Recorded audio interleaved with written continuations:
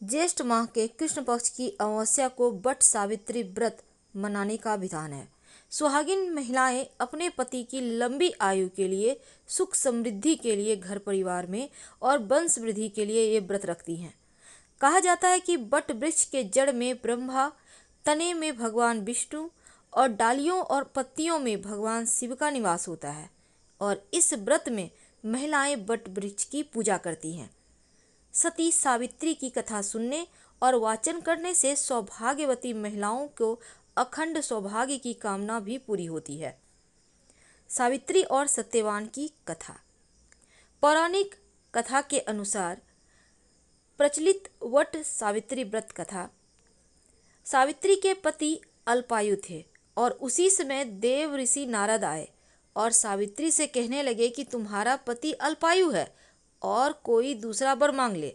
पर सावित्री ने कहा, मैं एक हिंदू नारी हूँ और पति को एक बार ही चुनती हूँ। इसी समय सत्यवान के सिर में अत्यधिक पीड़ा होने लगी। सावित्री ने वट वृक्ष के नीचे अपने गोद में पति के सिर को रख उसे लिटा दिया। उसी समय सावित्री ने देखा अनेक यमदूतों के साथ यमराज आ रहे हैं। सत्यवान के जीव को दक्षिण दिशा की ओर वो बांध कर ले जा रहे हैं। यह देखकर सावित्री भी यमराज के पीछे पीछे चल देती है। उन्हें आता देखकर यमराज कहते हैं, हे पतिव्रता नारी, पृथ्वी तक ही पत्नी अपने पति का साथ देती है, अब तुम वापस लौट जाओ।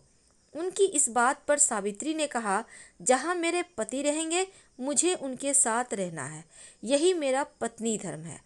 सावित्री के मुख से यह उत्तर सुनकर यमराज बहुत प्रसन्न हुए और उन्होंने सावित्री को वर मांगने को कहा और कहे कि मैं तुम्हें 3 वर देता हूँ, बोलो तुम कौन कौन से 3 वर लोगी।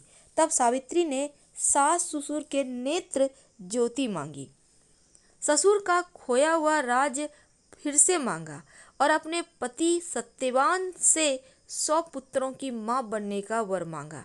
सावित्री के यह तीनों वरदान सुनने के बाद यमराज ने उसे आशीर्वाद दिया और कहा, तथास्तु, ऐसा ही होगा।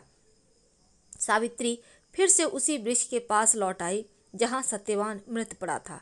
सत्यवान के मृत शरीर में फिर से हलचल हुई।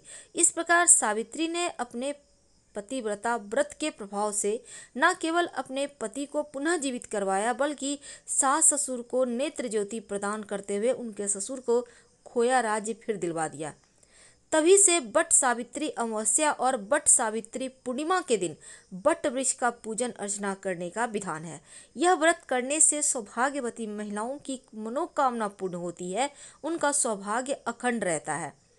सावित्री के पतिव्रता धर्म की कथा का सार है कि एक निष्ठ पतिपरायण स्त्री अपने पति को सभी दुख और कष्टों से दूर रखने में समर्थ होती है।